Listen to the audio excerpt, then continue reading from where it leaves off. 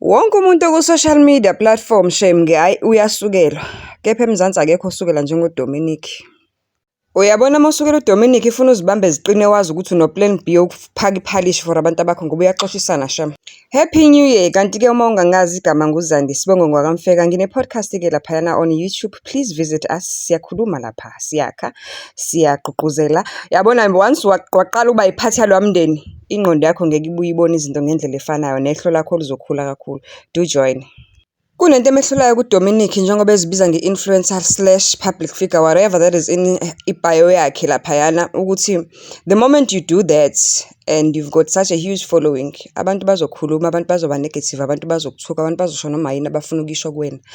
And wena uma uzosoloku ugijimisa each and every person that comes after you, uzogcina uhlanya.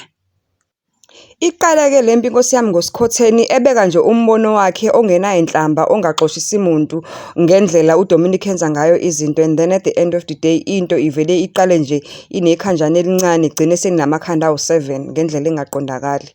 Dominic does not give him a right usaxoshisa abantu just because bamthuka. Nabo labo bantu they don't have a right ukuthi bamthuke futhi. Kodwa-ke i-social media kuyenzeka all the time. The best way uphuma nje ku-social media uma ungafuna umsindo. No, it's too much. Wena indoda yakho, your best friend,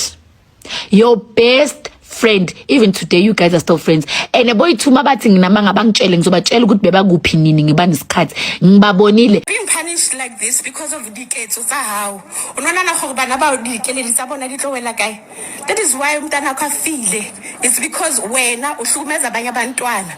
Uzokhuluma amasimba la, uzokhuluma about my son. Yes, my son is got epilepsy and he's still alive because I made sure. Unlike you failed. Siyabazi-ke laba boyithunga empi yomlomo yakudala, sibazi nokuthi babangani. Kodwa umbuzo wami uthi abanye abantu bangenaphi? Bathini abantwana benu? Bathini abantu benu basemzini ngoba nobabili nishadile nezingane, and at the end of the day lezi zingane zenu ziyakhula. Zizoyibona lento nezinye izingane zizozibonisa lento ngoba kunabazali ababuka into ezi-wrong nezingane. Naku nina nemlomo on social media, you were once friends and you are busy insulting each other, yet you call yourself public figures, ninama clients, you've got businesses enenza nama deals, you've got TV stations that work with you. Bathini mabebuka yonke lento? Ke nizithande nizihloniphe, ningagcini ngokuhlonipha nina kuphela, nihloniphe abantu abanilandelayo, nihloniphe abantu enisebenzisana nabo in business, nihloniphe ama-in-laws wenu, and more especially as abazali nihloniphe abantwana benu. Nina nje nidinga i-boxing ring and I have a venue for you. Ngicela ninginikeze i-date kusashisa nje ukuze nani ningaze niphole yabo.